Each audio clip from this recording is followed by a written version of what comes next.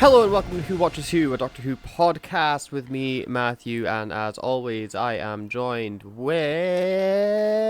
Hello. Discord decided to cut you out during that noise. Wow, rude. That was very Yes. good Yeah, you occasionally just kept on coming back. It was very strange. But yes, I am. Hello, I am Scott. It was a very confusing time. then. Yes. And it is the end of September already, somehow. I don't understand what's happening with time right now, but it is the end of September, and that means it is time for us to round up all of the Doctor Who news from the past month into one neat little package for you to consume.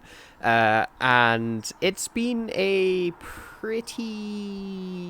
I mean, there's one really big news story, isn't there? There's one big news story, one very big news story, which is we got a new Doctor Who trailer, woohoo! And we're gonna talk about that in this episode and break it down a bit, because it was a full ass trailer. I don't know why. I wasn't expecting a full plot trailer. I don't know why I wasn't expecting it. I was kind of fully prepared to watch this without any idea of what the plot was gonna be. You know.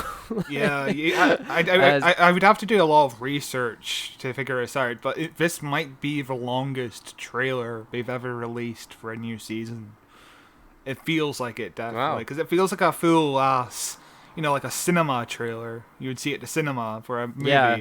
This is 2.5 minutes. Like, this has to be one of the longest trailers we've gotten, which is very surprising. It is, and it was a very, very cool trailer. We'll talk about it more specifically in a moment. But just off the bat, saddest thing from the trailer, no date. We still don't have a release date. Yeah, which is surprising. Yeah, and it's really annoying for us because we kind of need a date to figure out what our schedule is going to look like. So that's annoying. Yeah, all it says, even in the description, the Doctor and Donna return for 3 episodes, returns this November. Yeah, hopefully we get them weekly. There is still some speculation they might just air over 3 days, which would be terrible for us because I don't know how we're going to cover 3 episodes in 3 days and get it out on time. Yeah, I don't know either. But yeah, no, I would prefer weekly. I feel like weekly makes sense. Yeah. Because you do that across the month of November, and then December comes in for Christmas with Shooty, But hey, the trailer's got 1.5 million views already, so that's pretty cool. Yeah, the first episode should be out on 11/11, I think. That has a nice ring to it, on the Saturday, 11th of November, and the next episode should be the 18th of November, and then the 25th of November, and then the 25th of December, a full month later. Sounds perfect in my mind, yeah? So hopefully it's going to be like that. Otherwise, I will cry. We can only hope that our schedule will not be messed with, and that we have been correct this entire time. That is all we can hope for. But Scott, do you wanna watch this trailer again and then talk about it for a bit? Absolutely. So this trailer begins ignoring the pre-trailer trailer that plays before trailers play, so that you can't hit the skip button without having a little bit of advertising in your brain. We open up to what is, I presume, London at nighttime with Donna saying what do you presume is London? Are you kidding me? Buildings. And to Donna being like, I feel like there was something in my life, I had something wonderful and I've just it's gone now. Obviously referring to series 4 of series 4 yes. of Doctor Who. Which I always want to say series 3 because Yeah? What did we just? Yeah. What did we just? I was waiting for you to finish your sentence when you stopped midway through your sentence. Well, you started being rude, so finish yours. It's clearly more important. Yeah, we just covered the last 2 episodes of Series 4 where she actually loses her memory. So if you want to refresh on what happened last time we saw Donna, well, it wasn't the last time we saw Donna, but the last plot significant thing that happened to Donna, you can watch our review of those last 2 episodes. Yeah. And we then cut in the trailer back to series 4, where David Tennant is recapping, like, if she ever remembers me, you know, she'll die. And then we see the footage of him wiping her mind, and God, David Tennant looks so young side by side with current modern David Tennant. Yeah, it which is is very fun that they're, you know, even in the trailer recapping it for people that might have either not seen it or forgotten that this happened. Yeah, it was also fun seeing 2008 footage on like primetime BBC One again. It just brought back memories of watching Doctor Who on Saturday nights. It is weird Yeah. seeing young David Tennant and older David Tennant basically side by side like that, because you know, I just glanced at the current comic strip going on in Doctor Who magazine today, and they started drawing David Tennant older. Like, it's very strange to see. I mean, of course they would, because this isn't the 10th Doctor they're drawing. This is the 14th Doctor, and No. the 14th Doctor Yeah. is a slightly older version But the of thing the 10th is, Doctor. The thing you know? is, in the comic strip, I feel like he was drawing to look younger last month than he did this month. It's very strange to see what looks like the 10th Doctor to be older now. It's very strange. Yeah, I don't know. I've never really liked the art style of the Doctor Who comics. Yeah. But we then see some footage that we've seen before of the Doctor standing next to Rose, not that Rose, Donna's daughter Rose, as a big spaceship comes in crashing from above. As we've said, like, I think it was last month in the news, like, this scene is, we think we've got it basically worked out from leaks and stuff, that everything that happens in this scene, which happens really early on in the episode. We then see the scene with Beep the Meep getting his eye poked, which, like, it's like, Beep the Meep looks amazing. Like, it's such an amazing puppet. Whenever it pokes the eye, it's a visceral reaction from me, where I'm like, just yuck. Yeah, but also this scene is inspired by E.T., and it has been part of every trailer so far. So I really like this little scene here. And we finally got confirmation that Miriam Margolyes is Beep the Meep. Like, we've known that since forever ago. And we just finally got it confirmed. Yeah.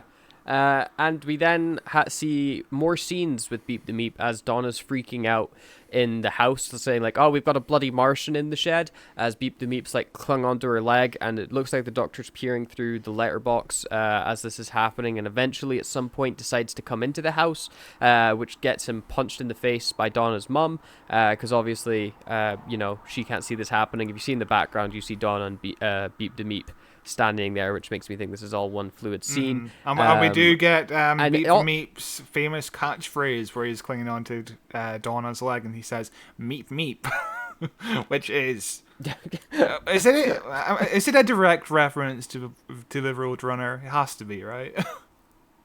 I have no idea. I do not know. And what's interesting as well, going through this trailer, is it seems like they're going to solve the Donna's mind burning thing really fast.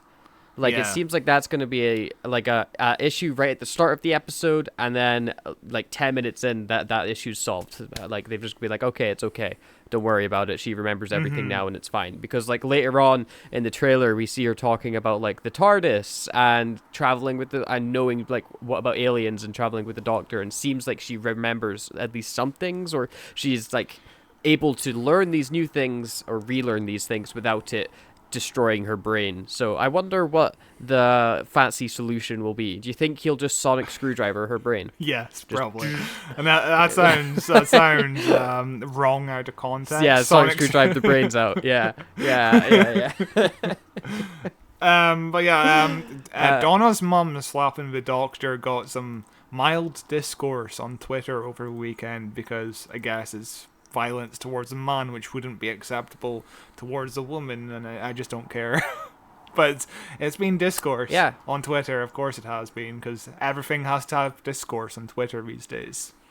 It's cool. Yeah, I don't know. I feel like if it was Jodie's Doctor and it was still Donna's mum hitting her, it would be fine. Like, I don't think people would really care. I think the only time people would care is if it was like, say, like Wilf and Jodie came in and he was like, punch, you know. But Like this is we live in a society. These Yeah. are we have rules and whatever.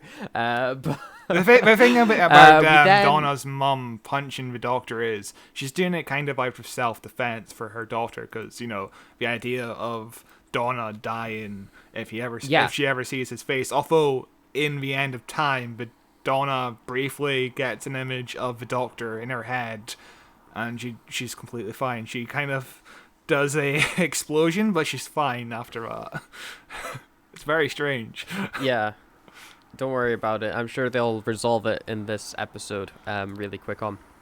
We then the trailer moves on to presumably what's going to be the second episode of the specials with Mr. Barney Stinson, whose real name I don't remember right now. Oh my god, what is it? Neil Patrick What is Harris. it? Neil Patrick Harris. I said it first. Fuck you. Neil Patrick Harris as confirmed as the toy maker, which we called like 2 years ago. But have you glanced at this shot of the Doctor seemingly being able to stop bullets by magic? That's 50 With the seconds like into... force field Yeah. hand. What do you think is going on there? I need to see like a solid frame. Hang on. Oh god, it It's happens at so 50 quick. seconds, yeah. Yeah. Do you know how to go? Do you know how to so go? It's like I've got it. It's like Yeah. a moving force field with him. Yeah. I'm gonna go playback speed. I want to slow it down. I want to see exactly what it looks like. Do you know how to go frame by frame on YouTube, by the way? Interesting. How? It's the little arrows. That's also the dot and the comma next to the M on my keyboard, at least. Oh yeah. Nice. That's cool. I didn't know that. Okay, so it looks like it's like a moving shield. Mhm. So maybe this is like unit tech. Mhm. Like he's got something in his jacket or something that is like think like Mission Impossible style. Throw up a shield, and attach it to his sleeve because it moves with his body. Yeah. Or he's got cool new superpowers. That'd be awesome if you could just stop bullets like that. I'm also thinking, yeah. When I first watched this, I was considering it could be something Meet the Beep related, where he has the little device with him to stop himself from being shot. Beep or the whatever. meep, you mean? I get those mixed up. It's fine. Don't worry about it. Yeah, it could be. It's hard. This definitely looks like Donna's house. Although it's hard to make out who's the person shooting at the Doctor. They just seem to be wearing like a gas mask or something. It could be So a it could be Wrath unit that's shooting at him. It could be a Wrath It could be, but it warrior. doesn't look like the bug guys because we see the bug guys a second ago, Yeah. and they fire big blue lasers, and then this guy is firing yellow bullets. You know, so that doesn't make me think it makes me think it's not an alien. And there's also a guy firing in the doorway as well. You see a muzzle flash happening through that door. Mhm. So Also, there's multiple of these dudes. it says 2023. We need this in 4K to just properly look at the image, because this is compressed as Yeah, fuck. my 1080p monitor. But yeah, but then like a bunch of explosions and some action scenes before we cut to the Neil Patrick Harris stuff. And Neil Patrick Harris looks like $1,000,000, and I want him to be in every episode. I don't even care. I want him to be in every episode. He please. has 4 different costumes in this trailer alone. So, do you think maybe he's in yeah. more than one episode, or it's just a one episode and he changes costumes frequently? Like he seems to be playing kind of different characters each time. You know, like the mime character Yeah. feels very different to the toy shop owner, for example.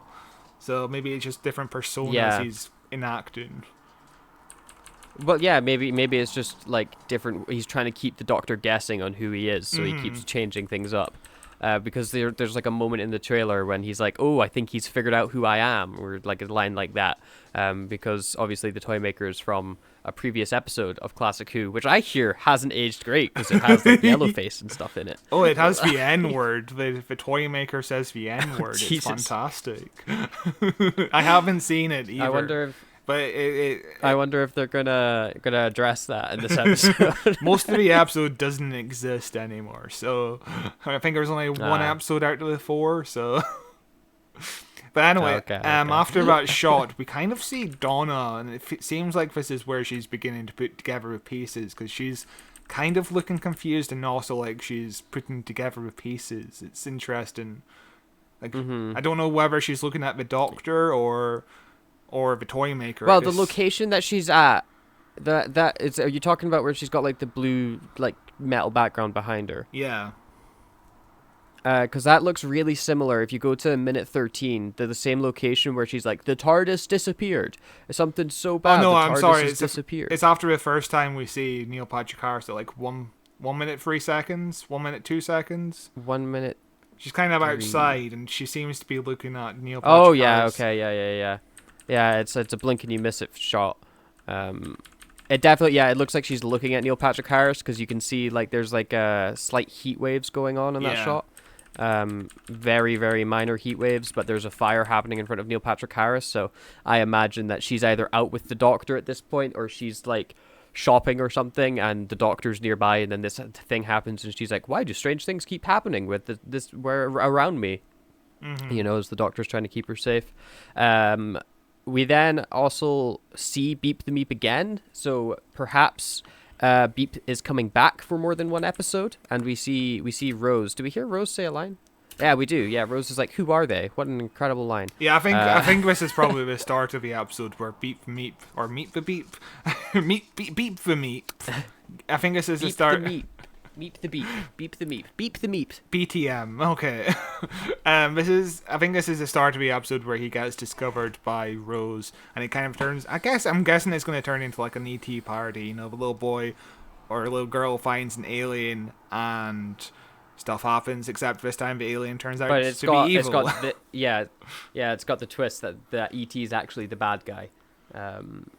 Which will be fun. It'll be fun. I'm looking forward to that twist that we've just spoiled for you, dear listeners. So you're welcome. But then we get the scene where there's the Doctor and Donna are staring at a wall with like a box carved outline to it, which I guess is where the TARDIS was engraved into. And they're like, something so bad that the TARDIS ran away. Well, let's go kick its arse then, says Donna. And this is full Donna again. So she knows what the TARDIS is. She knows who the Doctor is. She's agency. She's ready to go beat up an alien. Like, this isn't Donna that's like misses stuff and is like dim-witted and things like that. So something has happened to bring Donna back, which is exciting. Do you think? And if this happens in episode 2, maybe they take longer to fix the problem than I suspect they are, because this is halfway through the trailer. So maybe the first episode is the Doctor kind of tiptoeing around trying to do stuff like circling Donna, and then by episode 2 he finds a solution or something like that. I don't know. I really don't know how Russell T Davies is going to solve this problem. I'm interested to see what he does. Yeah, I'm very interested because we have no plot relevant details here. We get brief glimpses at what's going on, but nothing concrete to the plot, which is how trailers should be. Like every bit of footage in this trailer is chosen perfectly, and this line from Donna kind of feels like it's kind of like a mother protecting its child, kind of. So maybe, maybe Rose was kidnapped or something. I don't know. Maybe, yeah. We then cut to the Doctor looking very unhappy inside a unit helicopter, and behind him, like it's the 50th anniversary, we see the TARDIS being flown by a helicopter as it dangles beneath, and Matt Smith's hanging there with his legs. Have you seen the meme on Twitter where people are like, yeah, but the 14th Doctor is angry because he wants to really hang on to the bottom of the TARDIS again? Yeah, makes sense. And then we get a shot of the Avengers Tower. I mean, the unit tower, which looks exactly like the Avengers Tower, even down to the helipad hanging outside. We also see that there are fires happening around the city. So this is making me think that maybe the toy maker has been like blowing stuff up, or something is happening, and the Doctor's been called into unit to try and stop these attacks as the city is under duress. Kate has how do you feel about Unit's newest upgrade? I really like it, but Kate has an interesting line here about what might be happening in the episode, where she says, how do we fight the human race? So maybe the whole human race is being mind controlled, kind of like Kingsman, where the whole human race just gets mind controlled to fight each other to the death. So I think this is maybe what's happening here, which is interesting. And they seem to have this device, like a bracelet across their arm, which maybe stops them from being mind controlled. Maybe. Yeah, I see that thing. Or maybe it's just like a pass for unit to get through, because I don't see Donna wearing one. Although, to be fair, you don't really get to see a chance to see Donna. Maybe they were protected by the You TARDIS. see it on Kate quite a bit. Yeah, sure, but yeah, that's some sci-fi shenanigans. But as to the tower itself, again, it's very strange to see how much unit keeps on changing, because again, in the 1970s, they were just in a little garden, they were just a little cottage or something. It's very strange to see how unit keeps on evolving. Then they were the army, and then they were super spies. Then they were ran by a lizard man, and now they're back to being super spies. Also, I love that unit sticks their name, much like Torchwood, Shield from Avengers or Torchwood. They stick their name on everything. So it's the unit tower. There's the unit helicopter, and on the helipad it says unit above the helicopter bit, just so you know whose it is. All about branding. We then get some shots that we've seen before of people running in chaos through the streets, which is, I assume, when the Toymaker is attacking or taking over people, perhaps, because we see cars ramming into one another and things like that.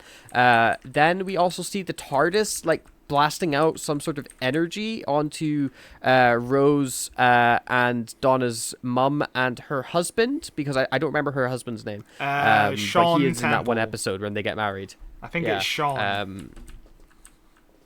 Sure, it is now. And the chaos continues as we then see a giant jumbo jet come crashing down, which again, perhaps this is just the Toymaker puppeteering people, taking over their minds or something like that. So, before this trailer came out, I wound up on a rabbit hole about 9/11. This is all I thought about when I was watching the trailer, just seeing that jumbo jet flying terribly close to the ground. I just thought of 9/11 for some reason.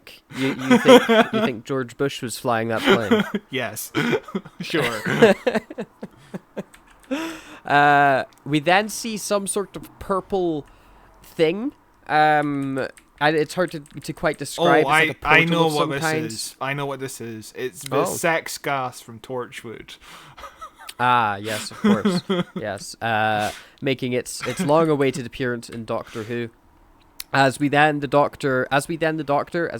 the Doctor walking into the Toymaker's shop, where Neil Patrick Harris is like, oh, he's starting to recognize me and remember who I am. And Donna's like, who is that guy? As we then see a big drill slam into the ground, and a bunch of lava come as the road's concrete, and the entire landscape ends up looking like a hellscape. Yeah, and it's pretty cool. Yeah, the drill reminds me of what we just saw in Power of the Doctors, where also the Daleks are trying to drill towards the center of the Earth again. It just feels like the same kind of imagery here. I forgot that's what the Daleks were doing in The Power of the Doctor. It's what they always do. Blink it's great. and you miss it. We get a blink and you miss it scene of Neil Patrick Harris in what looks like a king's military uniform. It's that red and white sort of nutcracker sort of outfit. And he's going full sprint screaming. And I cannot wait to watch him on screen. He looks like he's having so much fun. Yeah, he seems to be sprinting towards Kate, who is stood in front of just a door. The door isn't attached to anything, it's just a door, so maybe it's like a It's gateway. got a bell on it as well. It could be a gateway to the Toymaker shop, and he just magically appears in different places using that door, and he's like, okay, now I want to go to unit headquarters, and he opens the door and it's magically unit headquarters. I don't know. That's my theory. That could work. We then see an explosion happening behind the Doctor, and again, what could be Donna's house, because it looks very domesticated again. And then we get some acting from David Tennant as he is yelling and shouting. I don't remember exactly what he's yelling and shouting. Do you remember the words? What the words why does it have to be this? And it reminds me of when he's freaking out inside the glass cage. When he's getting filled with radioactive radiation. Radioactive radiation. Yeah. Yeah, so it could be that, he has to sacrifice himself to Yeah. save somebody, and he's like, why, I just got my favorite body back, why do I have to give it up again? And then we get get some really... yeah, this is my favorite Yeah. shot of the trailer where the Doctor kind of looks up and we pan up to the camera and see Neil Patrick Harris, a giant Neil Patrick Harris with puppet strings, and it's such a great bit of imagery. What if it's not imagery? What if this is literally happening?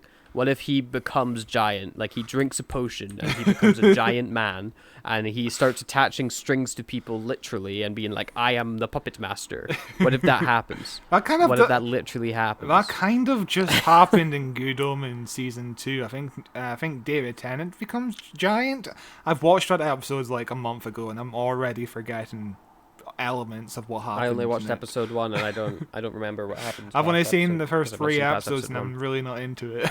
But yeah, there's a giant David I d- Tennant at one point, and he goes full Scottish. It's the best part of Good Omens Amazing. season 2. We then get David Tennant being very angry, screaming and bashing a wall, which made me excited because I was like, ooh, acting. What if this is just the entirety of episode 2? Just David Tennant just screaming and breaking stuff. I hope so. Then we cut to the helipad again, and David Tennant is running out to meet Neil Patrick Harris, who's on a giant gun that unit installed on the side of this helicopter pad for some reason, and he points it directly at the Doctor. We see behind him is standing Donna and Lethbridge Stewart and stuff like that. Though what's interesting is we don't see them in the wide shot. So I feel like there's a scene missing between these two things happening, because the wide shot David Tennant is by himself, and then when it cuts to the shot of David Tennant, he's got Donna and that standing behind him. Yeah, it's so there must have been. Yeah, it's Yeah. possible they come out and try to stop the Doctor from running directly in front of a gun. And there's also Although what's interesting is he's still running forwards. yeah. Like it's like one solid movement from that wide shot up to that shot of him moving forwards. My light just died. So perhaps they just haven't added in Donna and Lethbridge Stewart into that wide shot yet, like because it's Perhaps. a big CGI shot. So maybe they just haven't stuck those assets in yet. Yeah, and also Ruth is also in that scene, by the way. And also after this scene, we get I almost call her Karen Gillan. We get Catherine Tate surrendering. Same person. We look alike. Red hair. Racist. Yes, then we get a very dramatic scene where David Tennant is like, I don't know if I can... He's basically saying, like, I don't know if I can save you this time. Mm-hmm. Which... Do you think Donna's going to die? I don't think so. No one dies. It's gonna be No one ever heavily. dies. It's gonna be heavily hinted of. It's gonna be like the most dramatic, almost. And then he's death gonna of all save her. time. Yeah. He's going to save her, but she'll be able to remember everything this time. She'll get all her memories Yeah. back. And then there's also some scenes of like the Wrath Warriors running around London. There's unit soldiers shooting at them, and then there's a scene of the Doctor and Donna running through a corridor that's also collapsing, like Inception. What timestamp is that happening? at? 2:06. It's very brief. 2:06. I'm too far. I get the TARDIS slamming into the wall, the Warriors. Ah, yeah. Oh my god, it's literally like a frame, not even that. This looks like it's happening in the toy maker's place. You see the Yes. car, like the lampshades look like playing cards as they're running. So perhaps this is like an illusion that he's presenting them or something. Yeah, I'm picturing it's gonna be like his name is Magneto scene from Spider-Man 2. Spider-Man. Oh, yeah, Far yeah. From Home, or Far From Home. Spider-Man Far Far From From Home. Home. Yeah. The entirely CGI scene where it's the best part of the movie for some reason. Is the best part. It is the best part of the movie. That bit's amazing. We then also see Neil Patrick Harris covered in rose petals, like he's in American Beauty. And I am so looking forward. He's also wearing that's when he's wearing his like Nutcracker outfit. Yeah. I really want a musical number from Neil Patrick Harris, please. Oh, yeah. I want there to be a musical number in his episode. Whatever I think that would chances be of that fantastic. happening. I think there's like a 65% Pretty high? chance of it happening. Yeah, I think pretty high. We see some stuff that we've already seen, like Neil Patrick Harris being like world premiere and stuff like that. Before we hear the sounds of what it sounds like a regeneration starting. Yeah. Okay. And we see close-up shot of Shooty with his beautiful mustache, and I cannot wait for him to be the Doctor. Oh my god, he looks amazing. People have pointed out that the sound effect at the end of this trailer comes directly from The Power of the Doctor, where Jodie Whittaker is regenerating, because according to some internet sleuths, you can hear Jodie Whittaker breathe. They analysed the scene so much they know when Jodie Whittaker breathes. Jesus Christ, nerds. But is that just a placeholder sound effect because they haven't Yes. finished? They Yes. don't want to actually have the actual I would imagine so. But Shooty being there, fantastic. I'm really happy as well that in the marketing they're still preparing people for Shooty's version of the Doctor to come.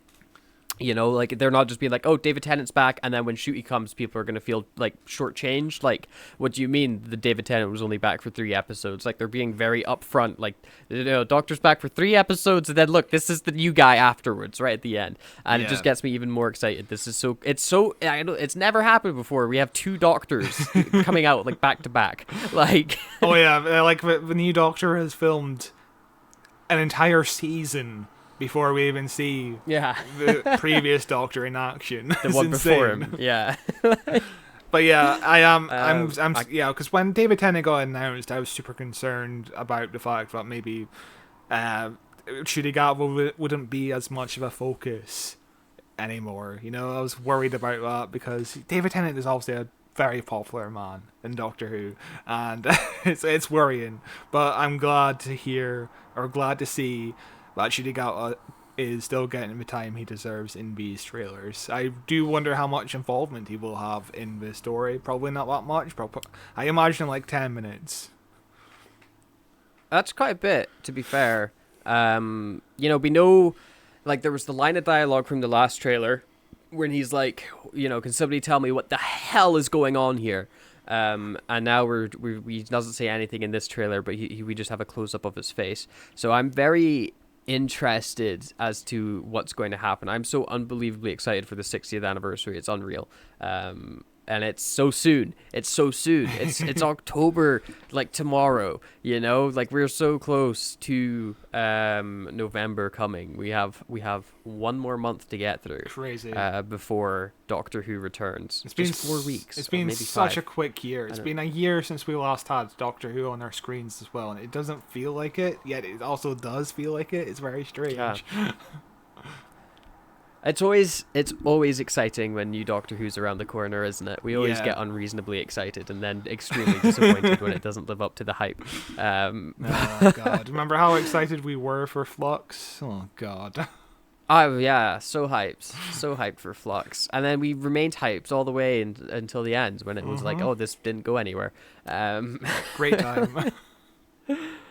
Power of the Doctor was good, at least. That was silly and fun. But yeah, that was the trailer for the 60th anniversary, and I just can't wait. Yeah, you want to go on to our next topic? Yeah. As we continue on, Russell T Davies has a letter in Doctor Who magazine, and it's quite a big one, so buckle down and listen to my beautiful voice as I read this flawlessly for the first time. Russell T Davies' Doctor Who magazine letter. Finally, the first week of August, I get a completed episode of Doctor Who. Yes, it takes this long. God, I'm tired of reading articles that say FX these days are cheap and fast, they're expensive and endless. But here it is, the final version of Star Beast, which you will see, faithful viewer, complete with all FX, music, credits, and it's my job to ultimately sign this off for transmission. So I sit and watch it for what's probably, the 50th time. I sit and watch it as a producer, but this is what it's like to sit and watch it as a fan. Opening shot. Oh my god, that's London? Too much London. I like Sheffield. Sheffield snub? Is this stock footage? How much does stock footage cost? Are you telling me the very first shot of new Doctor Who is from stock? Is that wise? Wait, hold on. In the meta text, that is a shot that Russell T Davies told us about in his letter from the showrunner. The worm is eating the tail. Music, listen, music. Murray Gold. Is it too loud? Is it too quiet? Is it any good? Is it? Oh my god, the TARDIS, the Jodie exterior. She has not been erased, and yet by not erasing her, are we erasing the argument that she's been erased, and therefore this is an act of erasure? Is it? Oh, the music changed. I thought it was going to be this, but now it's just turned out to be that. I had no warning. What's the wind? Is that the TARDIS wind on David's hair? Remember David's hair from the 50th? I love the 50th. How can this ever live up? When will we see the TARDIS interior? What is the music doing now? I don't like it. Is that Dudley Simpson motive? Is that a Dudley Simpson motive? Oh wait, this is Camden. I saw this online because fans stood in that spot and took photos, and therefore I've seen all of this from slightly but crucially different angles. I wish I'd been there. I will go next year. Bring back the Doctor Who experience, but it's still very rude to the people of Sheffield. I will post this and get reactions to this Snubgate. I wonder if all these extras have had to sign an NDA. How do I become an extra? Wait, the music just went up.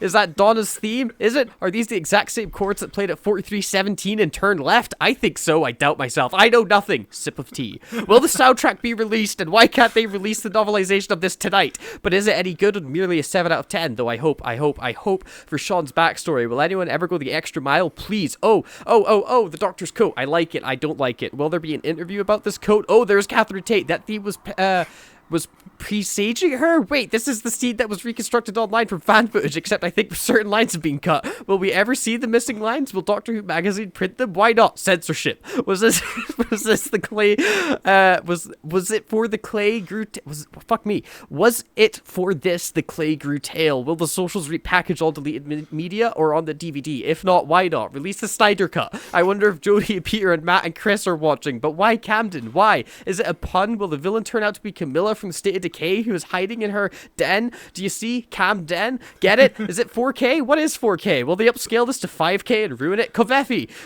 what will this track be called on the soundtrack? A Camden greeting? When will they release the season 10 soundtrack? And more importantly, what are the backstage secrets of possibly murders that they have kept season 10 from us? Why, Murray? Why? Oh god, I wonder how many people are watching. Not enough to not die. Doctor Who, it's time you died. Do they get paid extra for a night shoot? But wait, if Donna remembers the Doctor, she will die. Sends text, but she didn't remember him in the end of time. Receives text. No, she remembered aliens, but not the Doctor. Nitpicking. Oh my god, but wait, look, phew. We are, faithful viewer, 30 seconds in. Good luck. So clearly, Russell T Davies is a fan of our show. Yeah, a lot of these have been like internet things going on, especially the whole erasure of the 13th Doctor. And he's a very clever, funny man, you know? Yeah, it's a very funny letter. You could tell that it feels cathartic more than anything for him. You know, like he sees all this happening online, but he can't say anything, so instead he's just going to poke fun at everybody who knows nothing about how anything works. And I absolutely love Russell T Davies so much, and it's a very funny letter. Yeah, and I'm out of breath now. So yeah, we learn absolutely nothing from this, but it's just entertaining how much Russell T Davies communicates to the fans and just has time to joke around like this, because it entertains me to no end reading or hearing you read this out. It's very funny. But also, he is technically wrong when he says, "But didn't she remember him in the end of time?" No, she remembered aliens, but not the Doctor.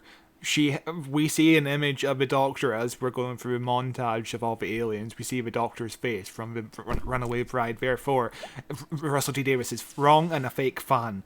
Idiot. Oh, he should be fired. He should be fired immediately from his job and replaced with somebody that knows what they're doing. Can you take the next story? Because I am dead right now. Oh, yes. Russell T Davies is coming back. Again, we just covered this. Russell T Davies is coming back. Sorry, Moffat is coming back. Oh my god, Russell T Davies is coming. I don't believe that's happening. I don't believe Russell T Davies is coming back. That would be crazy. Sorry, Russell Moffat is coming back. Russell Moffat, you know. But yeah, he was recently on BBC Newsnight, and the lady on the Newsnight program, who I don't watch, I don't know her name, but she's like, "Are you coming back to Doctor Who?" And Moffat seems to kind of avoid the question here, and she's like, "Are you coming back in Doctor Who, Phil?" And Russell T Davies basically, Moffat basically says, "It doesn't mean I'm dashing off to Cardiff on a train tomorrow unless I am." So maybe he's coming back. He's being very secretive about something. So he's a teasy guy, one of those teasy dudes. But yeah, we've talked about Moffat coming back a bunch. I would be okay with it. Yeah, as he's being questioned, he's like, do you think I'm a politician or something? Why are you pushing this so much? She's just a big fan of Doctor Who, that interviewer, clearly. But it'd be cool. Again, like, I suspect if he was to come back, it would be for a spin-off, not for main Doctor Who show. I'd be very interested to see what happens. Because, again, he's always like, it feels like just yesterday I quit Doctor Who. And I presume it does feel like just yesterday, because 2017 feels like yesterday to me. It's insane how long it's been. Does. Yeah. And when you're doing something for 6 or 7 years, and, just time feels so different once you leave it. Because it feels like just yesterday you and I were at college. But yet it's also been 5 years? It's insane. I don't know. Yeah, time moves fast when you're doing nothing with your life. Yep. In other news, Bonnie Langford talks about returning as Mel to Doctor Who. This is from the Doctor Who website, doctorwho.tv. With her return to Doctor Who announced to the world, Bonnie Langford shares her thoughts in an exclusive interview with Doctor Who magazine. The latest edition of Doctor Who magazine is on sale now. Wow. Bonnie Langford on the news of her return. In many respects, it's a relief, Bonnie says, reflecting on the announcement, because I don't have to lie or be frugal with the truth anymore, and I'm very excited about coming back, so I wanted to tell everyone. But I thought, oh god, I wonder what the reaction is going to be, and it's all been lovely, I think. I don't know. If people say lovely things, I'll take it, and if they don't, whatever. People will always have opinions, they're allowed to, that's fine. Even when we did that being The Power of the Doctor, I saw some of them last October for the first time since 1987 or since 1993, and let's not fall out over this, you count the Children of Need, Fever Dream, Dimensions in Time, which of course we do count that as canon. Mel made a brief return to TV. Bonnie, blink and you'll miss her cameo in Jodie Whittaker's final episode, The Power of the Doctor. That was very last minute, says Bonnie. I only did a tiny weeny, just one scene, but it was nice to be part of that. I saw some of the stuff, the fan reaction to the companion support group scene, and people were saying, I cried when the companions were all there sitting around, and I thought, my god, if they only knew what's coming. Which is pretty fantastic. Have we covered Mel before? I don't know if we have. No, besides we haven't. the Dimensions in Time. But on the schedule for future, we're hopefully going to cover Dragonfire, which is Mel's last ever appearance in the classic series.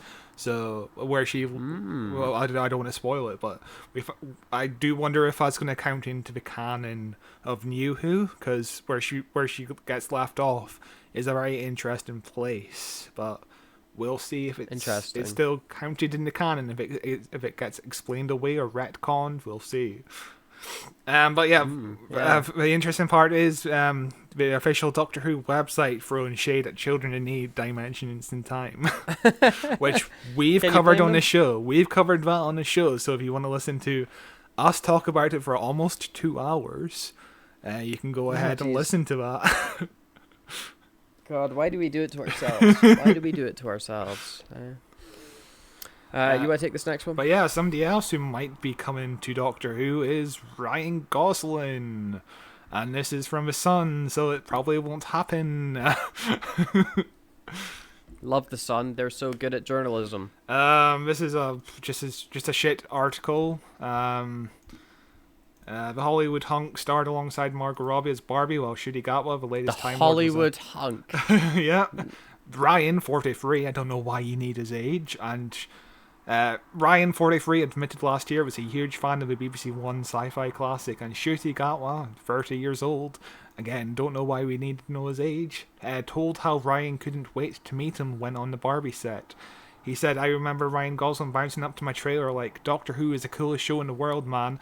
I'm the biggest fan.'" um, Ryan Gosling's such a cool dude, though. The way this article ends up is, and now Ryan has been approached about a guest role.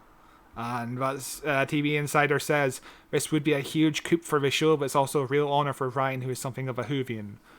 And there's no source that says, there's no source credited saying, "Oh yeah, he's definitely being approached to do Doctor Who."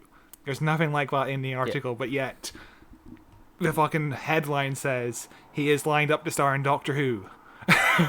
It's just clickbait, but that's led to a lot of people being excited for no reason, so we're going to get our hopes down. I do see him popping up, maybe, but probably as a voice of an alien or something like that. I don't see him having a major guest starring Full-time role. companion. Full-time companion with Ncuti Gatwa. That's what's going to happen, full-time companion. I would love that, but I don't think it's going to happen, I'm afraid. They got that Disney money now. They got that Disney money. Yeah, I don't know. The Sun's a piece of crap. Anyway. Yep. In other news, Doctor Who exhibition to celebrate show's anniversary. A Doctor Who exhibition is coming to North Somerset Museum to celebrate the program's 60th anniversary. Weston Museum will host Adventures in Time and Space, 60 years of Doctor Who art in November. Items from across the show's history will be displayed, from the first Dr. William Hartnell series to that of the latest star Ncuti Gatwa. The exhibition will unfold like the pages of a well-worn book, said museum director Becky Walsh. The exhibition will display iconic book covers, VHS video covers, annuals, comics, graphic novels, digital art, and even a painting which made its debut on the show itself.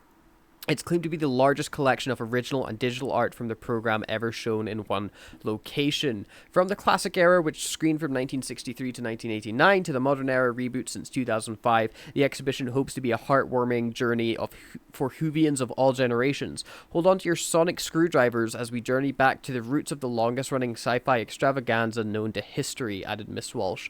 Organizers say they have rounded up items for the exhibition from private art collectors and dedicated fans. This sounds like a cool thing. We should go, except I don't know where Somerset is. Sounds far away. Let me see. Aberdeen to Somerset. North Somerset map. Oh, that's like the complete it's by opposite Cardiff. side. Yeah, it's literally other side of the country. Like, you couldn't get more could it be south. could it be further? Yeah, could it be further from us, really? Probably not. So I don't think we'll be going to that anytime soon. No. But yeah, it is too far cool, away. and I imagine a lot of people will have fun. But I really want to go to one of the expositions at one point, because especially if they have like Dalek props and shit like that, you know, the monster costumes, I'd be sick. But yeah, I would love to. I would love to go. We should go. We should definitely go. Why do England get all the cool things and Wales get all the cool things? Why never Scotland? Why do we never get no cool things? I mean, I believe there was something in Edinburgh like last year or something. No, shut up. Edinburgh's not Scotland. True, my bad, my mistake. You want to take this next section, which seems to be brand new? Yeah, sorry, something just got announced on the Doctor Who Twitter. Oh my god! For a future Breaking release, news? for a future release of Oh Once my and God. Future the Union, it's Paul McGann, Carl Ann Ford, and Alex Kingston who's in this box set. So that's the Eighth Doctor, Susan, and River Song, all together in one story. So that's gonna be interesting. That's fun. Yeah. Yeah, but not major news, but still cool. What's up next? This is a segment we introduced in the past, and when I keep on forgetting to do research for it, but it's back because this time I forgot it was even a thing we did. This time we're talking about some major things that happened in history, all about maybe Doctor Who history. So on this month in 1963, on September 20th, the cast of Doctor Who meet for the very first time at Television Centre, which is obviously huge news because this is all Carl Ann Ford and William Hartnell and other people I forget the names of right now off the top of my head, but everybody's meeting for the first time, which is huge. Almost 60 I remember over like it was 60 years yesterday. over 60 years ago. Insane. On September 21st, rehearsals for an Unearthly Child begin. And on September 27th, which is 60 years ago today when we're recording this, the first ever episode is recorded. However, because of technical issues, we have to record it again a month later. So that's the unaired pilot, which is also on the DVD. And I think it's on ITVX as well. The unaired pilot, which is interesting to watch. Do you want to take it next? Is it bad or is it good? It's pretty much the same, except the Doctor is a bit more grumpier. There's a bit of technical issues, but it's relatively the same episode. Then, in September 2003, Doctor Who is coming back. And this is a link to a fucking hideous-looking website from the 26th of September 2003 when they didn't know how to build websites. Doctor Who returns to TV. Cult science fiction series Doctor Who is returning to TV 14 years after it was axed. So the much-awaited comeback will be written by acclaimed TV dramatist Russell T Davies, a self-confessed fan. Davies' credits include hit dramas like Bob and Rose, Queer as Folk, The Second Coming, Touching Evil, and The Grand. He said, "I grew up watching Doctor Who, hiding behind the sofa like so many others. Doctor Who is one of the BBC's most exciting and original characters. He's had a good rest, and now it's time to bring him back." The revival will be produced by BBC Wales, whose head of drama, Julie Gardner, said, "It will be a thrill to work with him on such a landmark TV series. This is very early days. It's unlikely it will be on screen for at least 2 years." That's bang on accurate. But it is very exciting, and I can't wait to get started. Which is crazy. This came out when I was 3 years old. This article came out talking about Doctor Who returning. And so obviously I did not read this because I was not on BBC News or the internet when I was 3. 20 years ago yesterday, Friday the 26th of September 2003, which is, again, 40 years after Doctor Who first filmed. So it's interesting to see all these parallels. And also, just looking at the sidebar, we've got the latest news of Buffy Man for the next Doctor, where we speculate that maybe Anthony Head is going to be the 9th Doctor, which would be fantastic cast. And I've always said he would be a great Master or the Doctor. Eddie Izzard was also tipped for being the Doctor. We have a net premiere for Doctor Who. Doctor Who returns to TV. Time no match for Who. I have no idea what this is. Oh yeah, this is basically saying that maybe Paul McGann isn't going to be the Doctor. That's interesting. But yeah, huge news. There's also an article about the 40th anniversary of Doctor Who and Elizabeth Sladen talking about Screaming and K9. It's crazy. It's also crazy that it's talking about 14 years ago when Doctor Who was axed off TV, and this article is now 20 years old, which insane. Is older than it was. This article is older than Doctor Who was off the air, you know? So do you want to talk about the fact that Doctor Who might be coming back? I don't think it's going to be successful at all. It's going to be, bringing back a show that got cancelled 14 years ago isn't going to work, I don't think. I just don't think that Doctor Who was off its time, and I don't think that campy sci-fi is going to be able to translate for a modern audience. I don't think it's possible. Yeah. And then almost 18 years later, just 2 days removed, we got the announcement that Russell T Davies is coming back. 2 years ago, we found out Russell T Davies is coming back full time, which was fucking insane. I was so excited that day. Yeah. You would have been if I could get hold of you. 'Cause you were hiding from the world that day. I couldn't find you for the life of me. Yeah, I was too busy watching the Sopranos movie. I remember where I was. Like, it was 9/11. This is my version of 9/11. You'll always remember where you were on the day that Russell T Davies came back to Doctor Who. But yeah, it's interesting to see how all of this comes around the same month. It's almost like it was planned. It definitely must have been planned, because we're all roughly the same day, It must have been planned. Yeah. I don't know. It's a global conspiracy. It was an inside job. Like 9/11. Yeah. But yeah, that's crazy. That was that. I can't believe that was 2 years ago already. Insane. And we're almost here. Oh my god. God damn, it's almost 2024. Ooh. uh, Anyway, let's take a look now at the upcoming releases for the month of October. And first up, we have got an audiobook with Doctor Who: The Lagoon Monsters. This is a 10th Doctor original audiobook published by Penguin. And it has got Sean Carlson reads the original adventure for the 10th Doctor, was Martha, and with the Doctor and Martha basically on an adventure to do. The waters of the Pacific Ocean form the backdrop of the foray into the 18th century seafaring for the Doctor and Martha when the TARDIS materializes on board the Blue Groper sailing ship, weird name, grudgingly accepted as stowaways by Captain Sadler's crew. The travelers learn that the ship is on a mission to Luna Puesta, the land where the moon has set. There, just off the coast of New Zealand, Professor James Tomlinson hopes to locate a missing archaeological link between dinosaurs and man, but what the expedition finds on arrival is far beyond the professor's wildest dreams. So I'm assuming Silurians, maybe? Maybe. That's a good shout. Or maybe Sea Devils. Yeah, maybe. It was just that dinosaur and man thing. I was like, oh, that sounds like you're setting up Silurian. But yeah, I can't wait to not listen to that. That's gonna be cool. I do wonder if anybody listens to these Penguin books. There's a lot of them. I don't know why they aren't just proper books either. They're audio books, which is cheaper for an audiobook. I There's guess. no printing.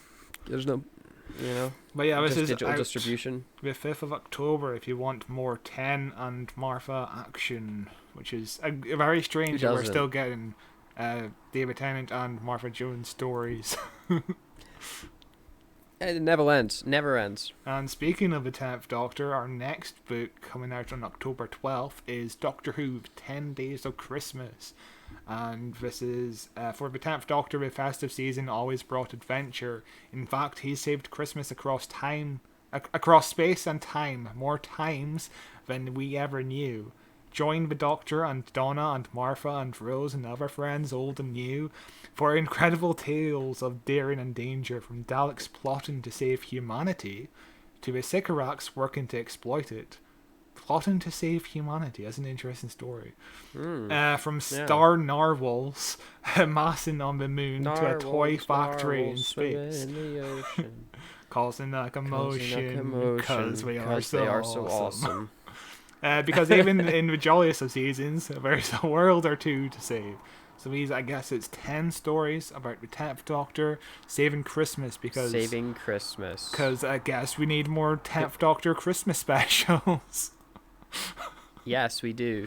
And then we have something dangerous. Something extremely dangerous, specifically for me, because Doctor Who and Magic the Gathering are doing a crossover. Magic the Gathering have been doing these crossovers recently with a lot of things. Most like Lord of the Rings set just came out not too long ago, and now they're doing a Doctor Who crossover set. And oh boy, the cards look so nice. The one thing that Magic the Gathering really gets well, and is one of the reasons why I loved collecting the cards when I was super into it, is the art of the cards is amazing, and the artwork is always incredible. And these are there's so many different packs that they're coming out with. So you've got your timey-wimey pack, your Masters of Evil pack, Blast from the Past, Paradox Power, Collector boosters and booster displays, and then Commander deck bundles.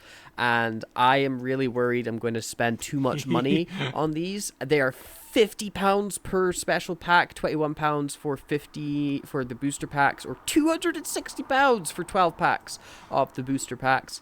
But I might pick up one or two of the big deck packs with the collections. Just I haven't bought Magic the Gathering cards in about 7-8 years, but like because they're so bad for me, because I'm just like, ooh, I want to buy more, and then I'm just left with cards everywhere. But I feel like I could just for this sheer matter of having the Doctor Who ones, I'm probably gonna pick up a pack or two because they look cool. The artwork is really nice, but I don't know anything about Magic the Gathering, so I guess I could just look at images online if I want to look at the artwork. It's a good game.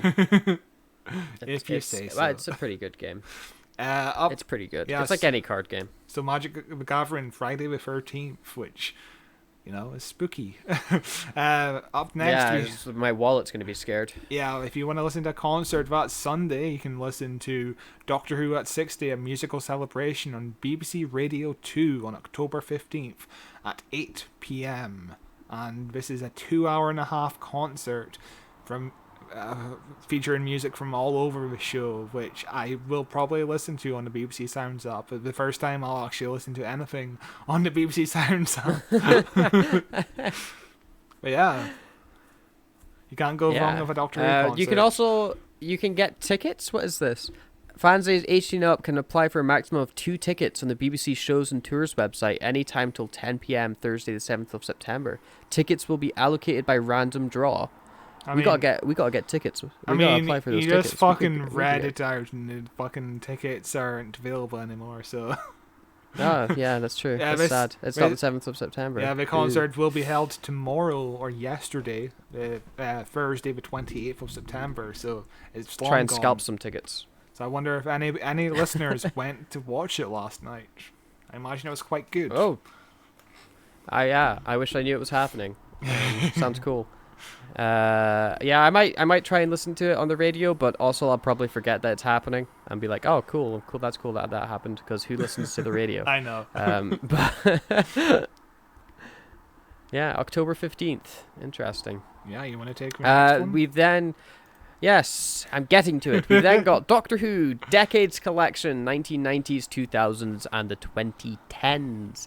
Brought to you by Puffin, a brand new audio bundle of 3 Doctor Who stories to celebrate the 60th anniversary. From the 1990s, we've got Wannabes by Dave Rudden. In the 2000s, The Monster in the Cupboard by Kaylin Byron. And the 2010s, The Angel of Redemption by Nikita Gill. I'd read out what these are all about, but they're all very, very long. So this is just a collection of 3 different audio stories set in Doctor Who. And also there's the 60s, 70s, and 80s, which is in another collection. But we've read the plot synopsis of all these stories, so we can't be arsed reading it again. But these seem like quite interesting books. Not something I'd go in a rush to pick up. None of them sound too fascinating, but...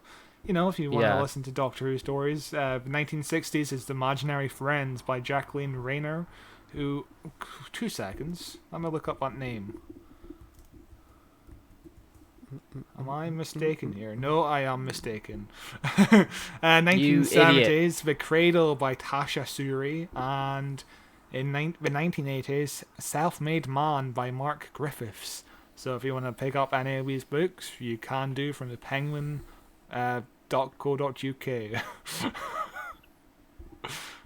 Interesting. Or .com, I imagine, if you're not in the UK, but it would redirect you. Yeah. Next up, you want to take the next one? Yeah, we have Iris Wild's Time, which I still know very little about, but this is kind of like a offshoot of Doctor Who, where sometimes it's Katie Manning. Katie Manning plays Iris Wild's Time, who also plays Jo in Doctor Who, and she's kind of in a bus, and it's kind of like the TARDIS, but it's smaller on the inside, and her companion is a panda. Don't worry about it, it's fine. The publisher somewhere he says, it's been a while, hasn't it? But finally, Iris is back. Edited by Stuart Sheargold, Locked in Space finds Iris stuck in the bus as a pestilence, which only affects time travelers, rages in the universe outside. Why, yes, we are always right in the ball when it comes to reflecting what's happening in contemporary society. COVID jokes. Hurrah! Of course, the bus is famously smaller on the inside than it looks on the outside, but that's never stopped a writer with imagination, has it? So this is a COVID book, I guess.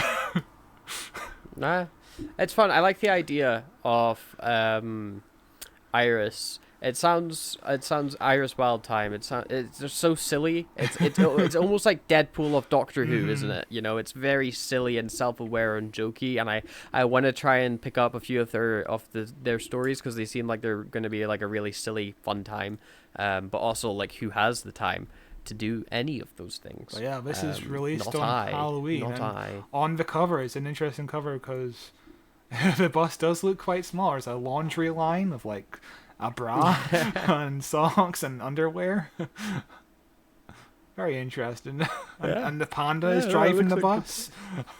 And there's a Well, who else would you trust to drive the bus? and there's a plant with booze.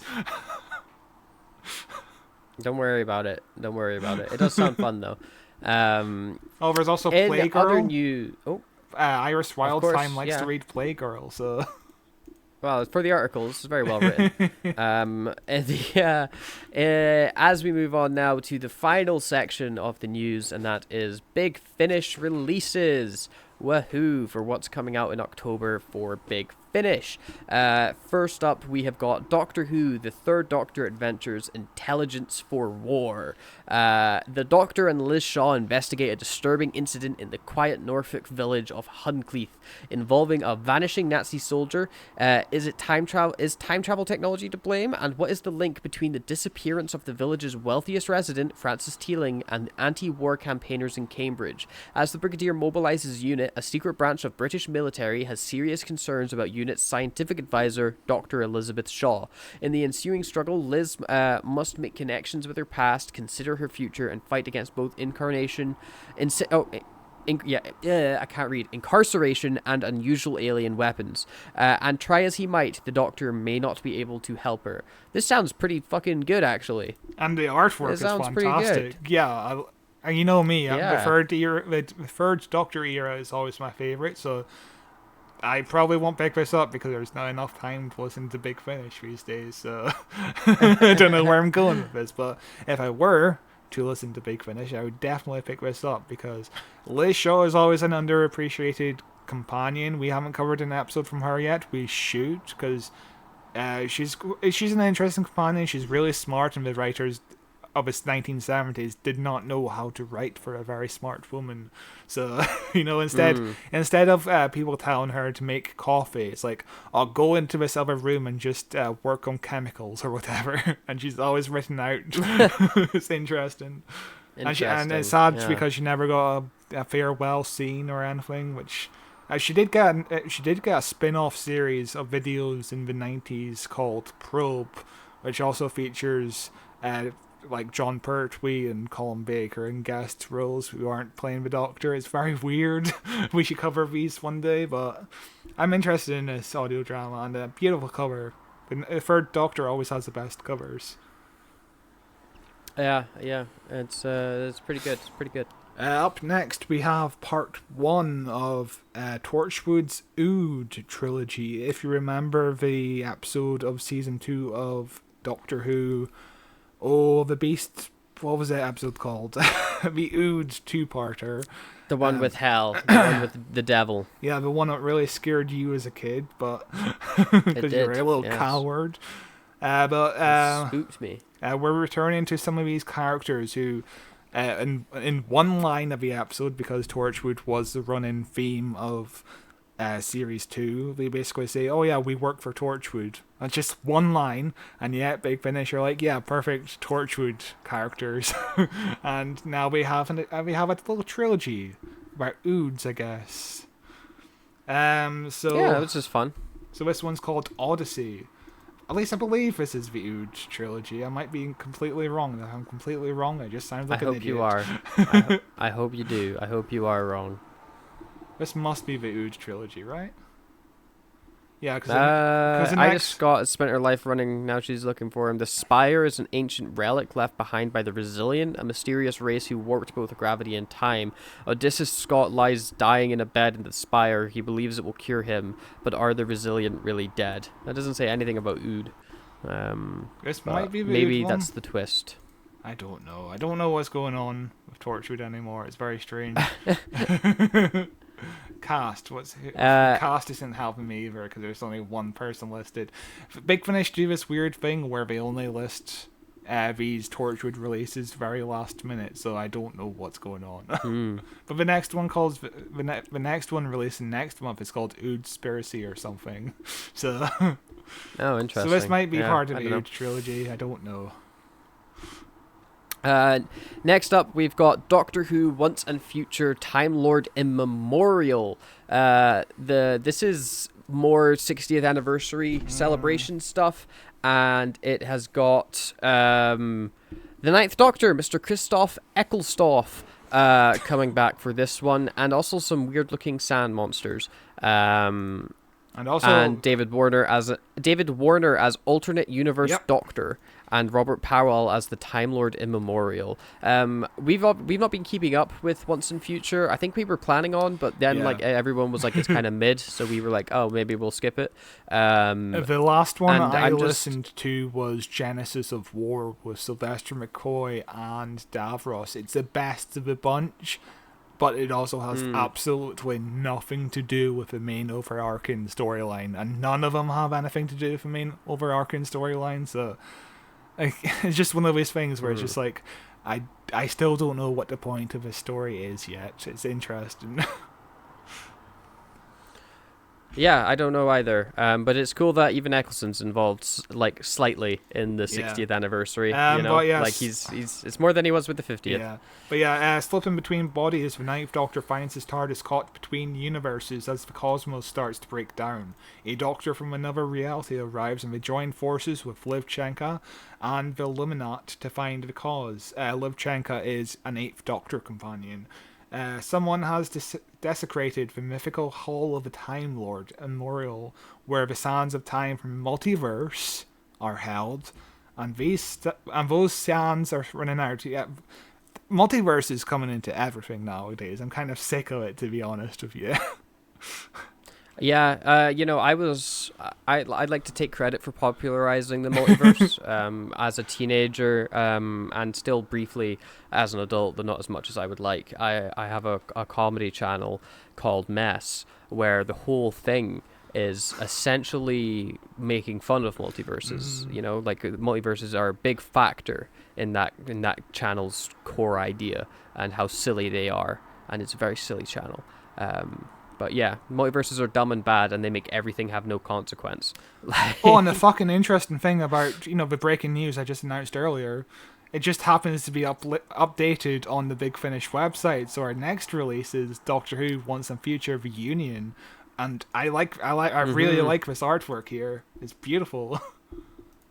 Yes, let's take a look at it. Once and Future, the Union. It is a pretty nice artwork. Tom Baker's terrifying in the background. The Time War. The Doctor has been injured and brought to a Time Lord field hospital. His body glows with energy, but this is no regeneration to a future form. Instead, the Doctor's past faces begin to appear as he flits haphazardly between incarnations. Staggering to his TARDIS, the Doctor sets out to solve the mystery of his degeneration. Who has done this to him, how and why, from the Earth to the stars, across an array of familiar times and places. He follows clues to retrace his steps, encountering old friends and enemies along the way, tumbling through his lives. The Doctor must stop his degeneration before he loses himself completely. The Doctor responds to a distress call from his granddaughter Susan, taking him to the Diamond Array, a huge multi-dimensional space station. Once there, his instability increases as the 4th and 8th Doctors discover the array's terrible purpose. Meanwhile, Riversong has made a deadly alliance to try and save her husband, and the truth about the Doctor's degeneration will finally be revealed. So maybe this is the one where they're actually being like, actually there was a plot all along, lol. Thank God. Because this is interesting. So the Diamond Array is a huge multi-dimensional space station. In previous storylines, I think it's the end of the Peter Davison. I almost said Peter Cushing for some reason. Yeah, Peter Cushing has been doing some of these. Peter Davison, the end of the Peter Davison one, he says he sees images of a diamond in the sky, which is, I guess, the Doctor Who logo. And there's a man in the diamond in the sky.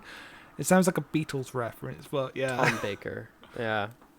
Are you Googling Tom There's Baker? There's a man in the diamond in the sky. No, I was just saying the Tom Baker is probably the man in the diamond, since he's the big golden man in this poster. Nah, but also the idea of Paul McGann and Tom Baker kind of going back and forth between each other sounds fun, I guess.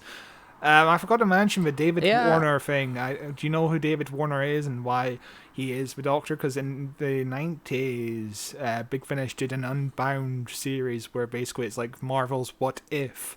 And the what if of this Unbound series was, what if the Doctor wound up in the 90s when he got exiled by the Time Lords? And basically it's an alternate third Doctor where he's working for UNIT in the 90s instead of the 70s or the 80s. And this is David Warner, who recently passed away, so this is his final performance as the Doctor in this story. Oh, well, that's a shame, but cool that, he was the Doctor. Um, then we've got a bunch of special editions, Paul McGann and again.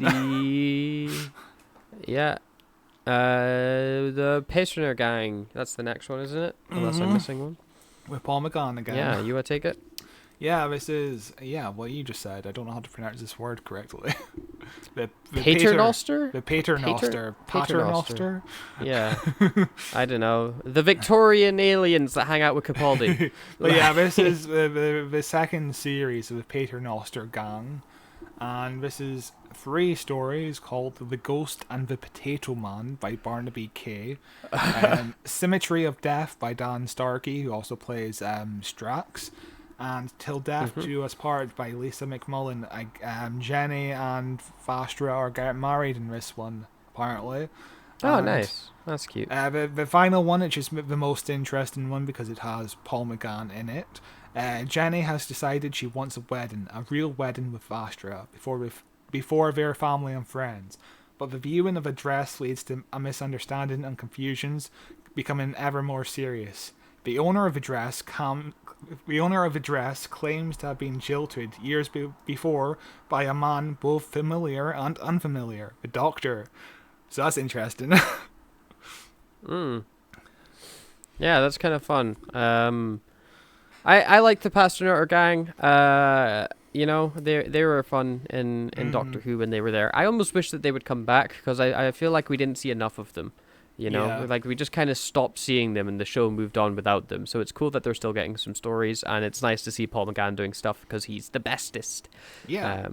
After that we have the Omega Factor, which is connected to Doctor Who as long as I'm aware of, but unless we have Louise Jameson, who plays Leela in Doctor Who with the 4th Doctor, so that's starring her, and John Dorney is starring in this series. John Dorney also writes a lot of the 4th and 8th Doctor audio dramas as well. He also does all the other ones as well, but he mainly sticks to the 4th and 8th. So I've heard some stories from him. He's a pretty good writer, so I wonder how much of an actor he is. But yeah, interesting month for Big Finish. I'm just not interested in getting any of this anymore. There's too much. Yeah, I'm overwhelmed. There is too much of it. But it's not the worst month we've seen Big Finish wise. There's a couple stories that have coming out that I'm like, oh, that actually sounds really interesting. The 3rd Doctor one I think got me the most. The Intelligence for War, like that one sounds genuinely ace. But just there's no time in the goddamn universe to listen to all these things. But I wish there was, because Big Finish is very good, and I really recommend it if you have the time. I just don't know who has the time. I don't know how you have the time. Yeah, for a while I used to go on walks, and I got really into the Time War series with 8th Doctor. I also got really into Torchwood. I haven't listened to them in ages because I also need to catch up on podcasts and audiobooks. There's too much, and also there's just too much Doctor Who as well. It's way too much. We live in the era of content. Yep. There is too much content. Everyone is making stuff and nobody is consuming any of it. Yeah, it is. But that is all the news that we've got. That's all. We've gotten to the bottom of the news sheet. We made it. Yeah, it's a long podcast. Yeah, almost an hour and a half for news. My God, that is a long one for news. But hey, it's been a pretty good month. I'm looking forward to seeing. Do you think we're getting another trailer before the release? I would imagine like a 30-second TV spot or something. Maybe I would say with 3 clips, some more clips as well. But I don't think we're getting another proper trailer. Yeah, maybe just some small like November 27th saying that it's coming out. Yeah. But yeah. Anyway, next week, what are we doing next week? What are we taking a look at next week? I haven't got the document up, so I don't remember. World Enough on Time, which is the first of the Series 10 final. Yes, as we continue going through each Doctor chronologically, as we have been doing all year, and we're already on Capaldi, and I don't know how we've gotten onto Capaldi. I But it's the Series 10 final with Capaldi is spectacular, so it's going to be really fun to go through those episodes again and then say goodbye to Capaldi again before we visit Jodie at the end of October. Oh my god, can you believe it? We're finally on Jodie Whittaker. I wonder what our opinion of her era of Doctor Who is. We just haven't talked about it enough. But no, World of Nothing Time next week, and The Doctor Falls the week after that, so look forward to that. You can find the podcast on YouTube at Who Watches Who Pod, youtube.com/@WhoWatchesWhoPod, where you can see our faces. And if you're watching it on YouTube, be sure to subscribe and thumbs up the video. That's a really cool thing to do. It's also available in audio form if you prefer to digest your podcasts like that. We're available anywhere you get podcasts: Spotify, Apple Podcasts, Google Podcasts, Amazon Music, Podcast Addict. There's an RSS feed as well, so you can plug us into the app choice that you prefer if that's how you like to do things. We're totally available. We're also on Facebook at Who Watches Who on Facebook, and x.com at Watches Doctor if you still use that app for whatever reason. You can find me on stuff at Psychedelic Gaming Hobos, my gaming channel. That's probably the best place to just find me on things. I'm not really much into social media at the minute. I've remembered this morning I was on Blue Sky. I was like, oh wait, shit, I got onto Blue Sky. I forgot about that. And I went on it and I went, yep, there's still nobody here. Yep. Like, there's just one dude. There's like one guy I follow that posts on there pretty regularly. So my feed is just all his stuff. And I'm like, I don't really, like, there's nothing on this app. Which is a shame. But hey-oh, you know, maybe one day. Other than that, I don't think I have anything else to say. You can send us an email at whowatcheswhopod@gmail.com if you really want to. That'd be cool. Could read it out the podcast maybe. Or maybe reply to you and we could become pen pals. I don't know. Leave a comment below in the video. Stuff like that. Anyway, I'm going to go now. Okay, Bye. Bye-bye. Bye-bye.